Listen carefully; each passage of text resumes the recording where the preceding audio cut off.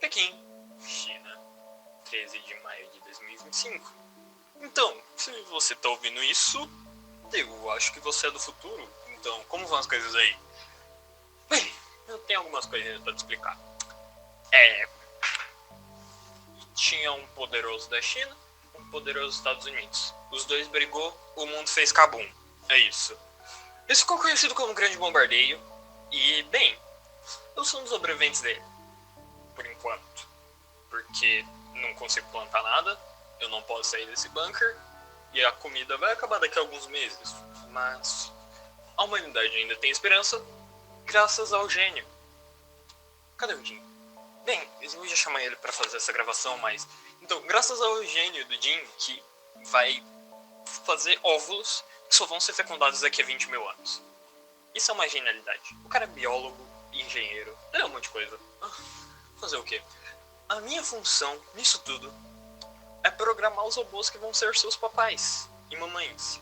Será que eu faço fêmea também? Não sei. Então, inclusive eu tenho que ir lá, até daqui a pouco. Esse gravador, eu acho que eu vou chamar ele de diário. Não sei. 16 de maio de 2025. Bem, eu terminei de programar os robozinhos aqui. Diz oi, Delirium. Eu acho que ele não quer falar. Ou eu não liguei. Eu não liguei ele ainda. Isso é uma parte muito ruim. Então, voltando. Eles vão acordar só em 2025. Ou eu acho que eu vou mudar o calendário. É a primeira vez que eu tenho a oportunidade de poder mudar o calendário do planeta inteiro. Bem, quando vocês nascerem vai ser o ano 01. Eu preciso ver com o Chang quando que ele vai terminar de fazer o resumo da história da humanidade e tudo que aconteceu pra vocês não nascerem no escuro. Mas não tem problema demorar, porque é um negócio muito difícil. Eu acredito nele, ele é esperto. Mudando de assunto, esse bunker aqui tá uma merda. Tá fedendo. Eu espero que quando vocês nascerem não esteja tão ruim assim. Bem, meus equipamentos eles estão todo maluco, medindo uma radiação extrema, mas... Bem, até a gente pegar câncer vai demorar um pouquinho. E robô não pega câncer até onde eu sei.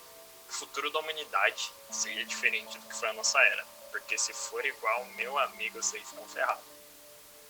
Dia 27 de setembro de 2025. Ok, vamos lá. Aconteceu muita coisa nesse meio tempo que eu não tô gravando aqui nesse diário.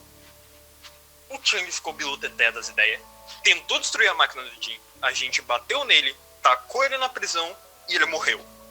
Mas, com sorte, ele não quebrou as coisas. Então, você que tá ouvindo isso, você nasceu graças a mim, que quebrei o Django na porrada. Calma, que tem bem mais coisa. Enfim, como ele tava responsável por dizer a história pra vocês, meio que vocês vão nascer em branco. Mas eu não ligo, vocês vão ter que saber se virar. Eu com o Jin a gente vai ensinar como usar uma bússola, matemática, algumas coisas normais assim. Só que o resto vocês vão ter que se virar. Bem, talvez o Django ele tivesse certo. Mas enfim, só me agradece depois. Bem, é um Natal. 25 de dezembro de 2025. Acho que tá bem. Vai ser meio difícil dar adeus a essa vida, porque, bem, eu nunca vivi sem ela. Mas só sobrou eu e o Jim. A gente já terminou tudo. Como vocês vão nascer daqui a 20 mil anos. Se vocês estão ouvindo isso, deu certo. Se vocês não estão ouvindo isso, não deu certo. Mas, enfim, todo mundo que tava aqui no bunker ou enlouqueceu e saiu pra fora, ou morreu de alguma doença relacionada à radiação. Cara, tá difícil ficar otimista nisso aqui. Enfim, eu espero que vocês sejam diferentes da gente. Eu realmente espero isso. O Jim tá me chamando. A gente achou um pouquinho de cianureto. Acho que eu não preciso falar o que a gente vai fazer, né? Mas, enfim. Acho que, bem, meu sonho sempre foi ficar na história. Mas eu nunca achei que eu fosse conseguir. Nem conseguir de um jeito meio macabro. Desse jeito. Enfim, eu espero que vocês fiquem bem. E é isso. como já diria um presidente do Brasil, saiu da vida para entrar na história. Com carinho, Yang. 26/4/15. Bem, eu não sei como começar essa gravação, mas vamos lá. Meu nome é Eloy, eu sou um dos novos humanos. Tive uma briga com o Delirium depois que descobri esse gravador. Ele tinha me contado uma história bonita do porquê nós somos os únicos humanos aqui. E agora que eu descobri esse gravador, tudo mudou. Desde meu nascimento, fui pressionada para reconstruir todo o planeta. Mas como eu posso fazer isso? Eu tenho só 15 anos. Preciso ser forte. Algum dia eu volto aqui para gravar mais. 26/4/20. Hoje é meu aniversário de 20 anos, mas parece que passou muito mais que isso. Como eu fui a primeira a nascer, Delirium me colocou como a líder do bando. E foi engraçado. Todos me respeitam, mas alguns discordaram e trilharam seus próprios caminhos. Elandor foi um deles. Ele sempre foi meio anárquico e, junto com alguns amigos, foi explorar o mundo. Espero que ele consiga realizar o sonho dele. Eu o considero como irmão. Outro dia, eu achei o Shihuan no meio da mata. A gente conversou um pouco, tentei trazê-lo de volta para a sociedade, mas ele recusou. Disse que era muito barulhenta, eu só ri e disse que ele poderia voltar para buscar algo quando quisesse. Ele agradeceu e voltou para a mata. Bem, tá indo muito bem, menos a tribo do Exama, que tá enchendo meu saco ultimamente. Tive que proteger o banco do Delirium de um ataque deles. Eu entendo eles não gostarem de robôs, mas matar nosso pai? Não, eu não permitiria isso nem morta. Delirium tem seus defeitos e tal, mas ainda continua sendo uma pessoa. Ou um robô, no caso, que nos criou. Então, as características da literatura dos nossos humanos por ser um futuro em que a humanidade não interferiu no ecossistema do planeta por muito tempo, a natureza tomou conta e mudou muito. Então, eles escrevem sobre essa diferença entre a natureza que o Delirium contou para eles e a natureza que eles conhecem depois que eles saíram do bunker. E por falar em bunker, a liberdade é muito valorizada por eles, porque eles cresceram por anos em bunker, então eles gostam da liberdade, porque eles cresceram em um cubículo e depois tiveram um novo mundo para explorar. Algumas tribos elas escrevem sobre como os robôs são horríveis e que eles são todos os culpados por tudo que aconteceu, ou seja, culpados pelo grande bombardeio, e banem robótica no território deles. Essa é a tribo do Exoman. Então, a biografia dos autores. Vamos começar por ordem de nascimento. Aloy foi a primeira dos novos humanos a nascer. Ela sempre teve um comportamento rebelde, questionador, e isso fez com que Delirium gostasse dela. E com isso ele nomeou ela o líder dos novos humanos, ou seja, ela que ia comandar todo mundo. E isso foi um fardo muito pesado para ela, então ela sempre escreve sobre isso. Em toda a sua vida, ela questionou o motivo da humanidade ter chegado ao nível de se matar inteiramente. Então, ela sempre luta ao máximo para ser uma diplomata e não deixar ocorrerem conflitos. Essa é um dos seus princípios. Princípio esse, porém, que ele acaba sendo contrariado quando o Exoman quer matar Delirium. Então, ela tem uma dualidade. Ela protege o pai dela, que é o robô que criou ela, ou ela deixa ele morrer e não tem uma briga com uma tribo que poderia causar uma guerra. Porém, ela realmente escolheu salvar o pai dela, só que ela conseguiu fazer isso através da diplomacia. A escrita dela tem sempre um peso emocional de ela estar sempre prestes a quebrar, só que ela não pode quebrar por causa que ela é a líder de todo mundo, então se ela quebrar, todo mundo quebra junto. Ela preza muito pela liberdade, assim como Elandor, e uma de suas frases mais famosas é: a liberdade é mãe e não filha da ordem. Então, continuando por ordem de nascimento, Elandor.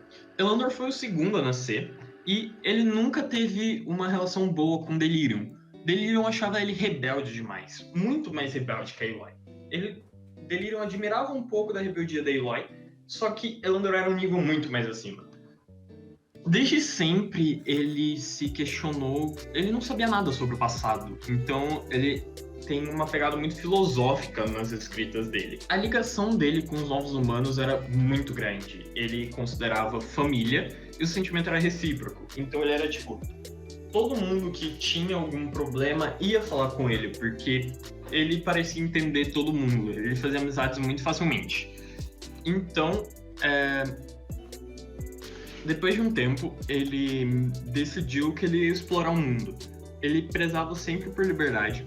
Então, ele foi conversar com a Aloy e ela permitiu. Ele foi explorar o mundo junto com alguns amigos. E de norte a sul, ele foi viajando pelo planeta.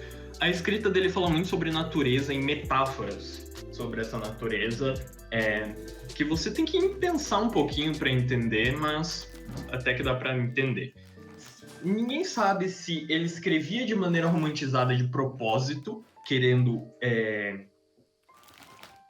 aumentar o que ele via, ou se ele era tão apaixonado pelo mundo que ele realmente enxergava o mundo desse jeito.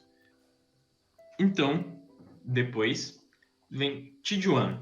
Ele foi o terceiro a nascer, e conforme ele foi crescendo, ele foi se isolando de todas as outras crianças. Delirium suspeitava de um leve autismo, só que ele não conseguia cuidar do Tijuan, porque ele não tinha conhecimento suficiente para conseguir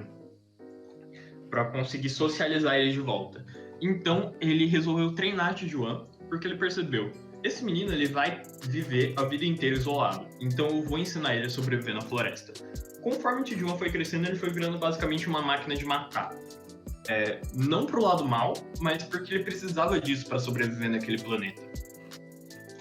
Até os 20 anos, ele viveu essa vida saindo do bunker para treinar, até que ele decidiu que já era hora dele viver a vida com os próprios pés. Então, um dia, ele achou um caderno velho de papiro e voltou para conversar com Delirium. Esse que disse que era um papiro do Egito Antigo. Então ele começou a escrever naquele papel, colocando sentimentos para fora. Só que como ele era muito explosivo, ele começou a assinar com sangue esses escritos. E depois de um tempo, conforme ele foi enlouquecendo, ele escrevia tudo com sangue de animal.